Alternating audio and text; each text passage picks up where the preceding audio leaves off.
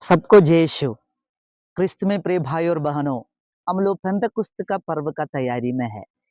पवित्र आत्मा के अभिषेक के लिए जैसे शिष्यों ने प्रार्थना किया और उनके ऊपर पवित्र आत्मा पेंतकुस्त के दिन में उतरे, वही पवित्र आत्मा के लिए हम लोग भी चाहने का समय।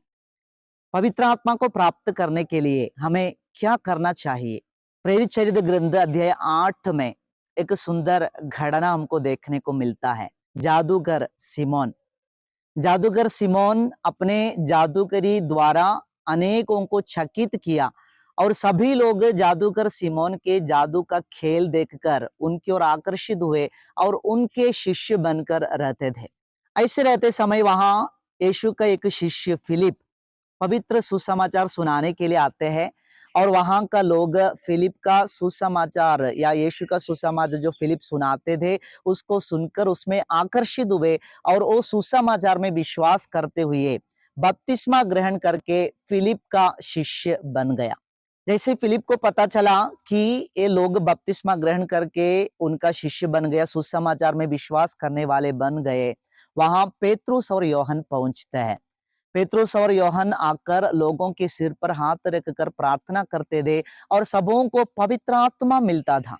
ये देखकर जादूगर सिमोन को अंदर ही अंदर थोड़ा जलन आया, क्योंकि उनका सारा शिष्य लोग जो उनके पीछे जाते थे सभी लोग अभी यीशु के शिष्यों के पीछे है, तो उनके पीछे कोई नहीं जा रहा है।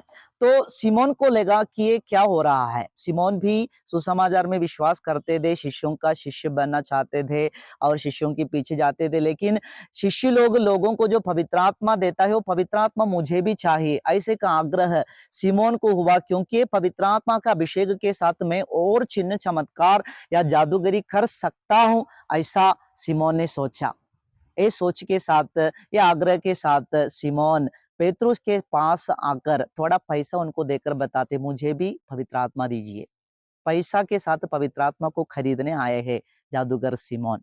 ये देखकर पेतरुस सिमोन से एक बात कहता है। प्रेरित चरित्र ग्रंथ अध्याय 8 पद संज्ञा 20 में प्रभु का वचन में हम पढ़ते हैं, किंतु पेतरुस ने उत्तर दिया, नरक में जाए तुम्हारा रुपया और तुम भी, क्योंकि तुमने ईश्वर का वरदान रुपये से प्राप्त करने का विचार किया।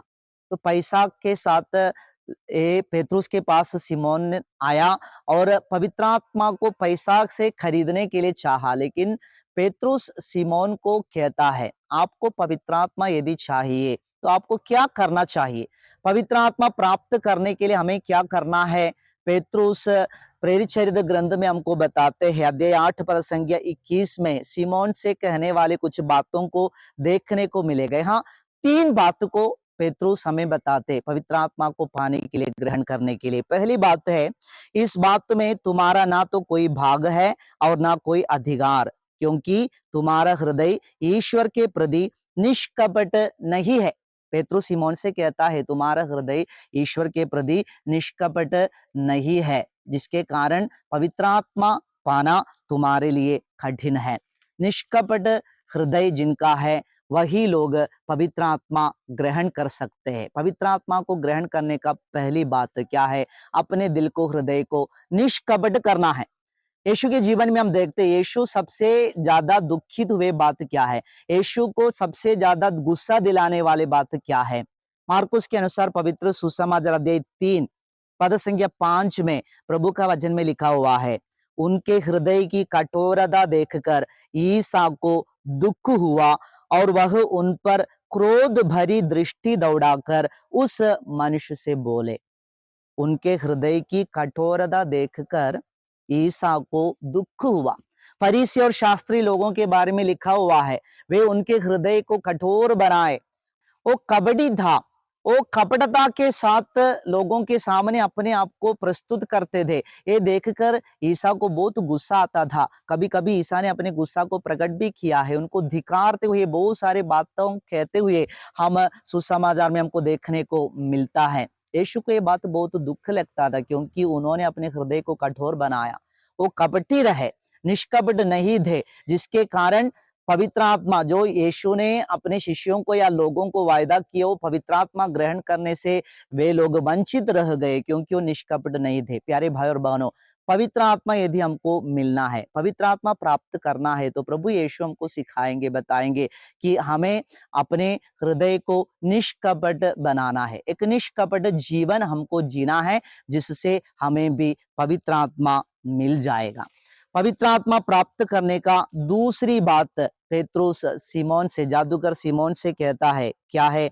अध्याय 8 पद संख्या 22 में लिखा हुआ है, तुम अपने इस पाप पर पश्चाताप करो, तुम अपने इस पाप पर पश्चाताप करो। पवित्र आत्मा को प्राप्त करने का दूसरी बात क्या है? पवित्र आत्मा को पाने के लिए अपने पापों के प्रति हमें पश्चाताप करना है।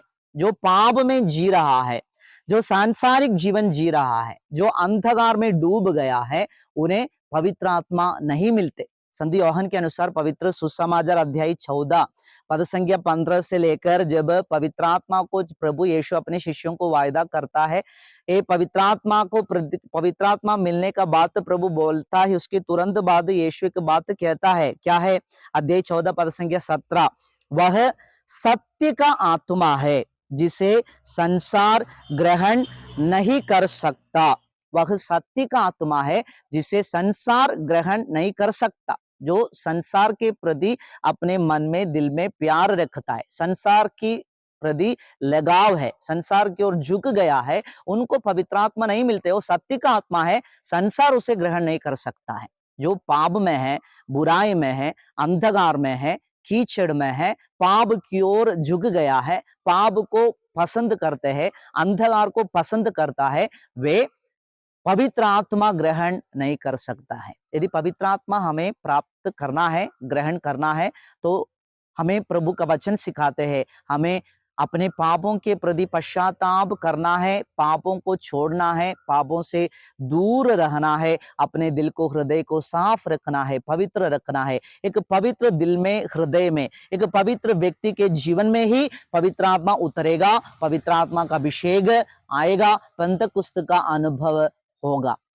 पवित्र आत्मा को ग्रहण करने का तीसरी बात प्रेरित चरित्र ग्रंथ अध्याय 8 पद संख्या 22 में ही हमको पढ़ने को मिलता है, और ईश्वर से प्रार्थना करो जिससे वह तुम्हारे विचार क्षमा कर दे। पवित्र आत्मा के लिए ईश्वर से प्रार्थना करना है, पवित्र आत्मा के लिए आग्रह करना है। संत लूकस के अनुसार पवित्र सुसमाचार अध्याय 11 पद संख्या 13 में प्रभु का वचन में लिखा हुआ है, तो तुम्हारा स्वर्गीय पिता मांगने वालों को पवित्र आत्मा क्यों नहीं देगा? तो तुम्हारा स्वर्गीय पिता मांगने वालों को पवित्र आत्मा क्यों नहीं देगा? मांगने वालों को पवित्र आत्मा जरूर मिलता है।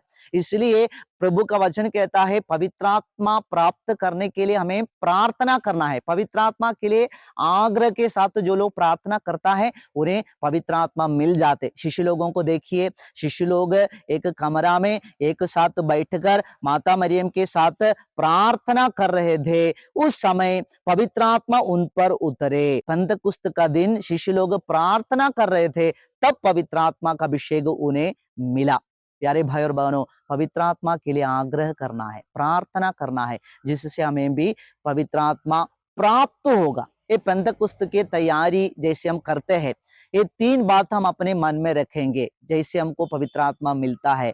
पहली बात क्या है? अपने हृदय को निष्कपट बनाना है।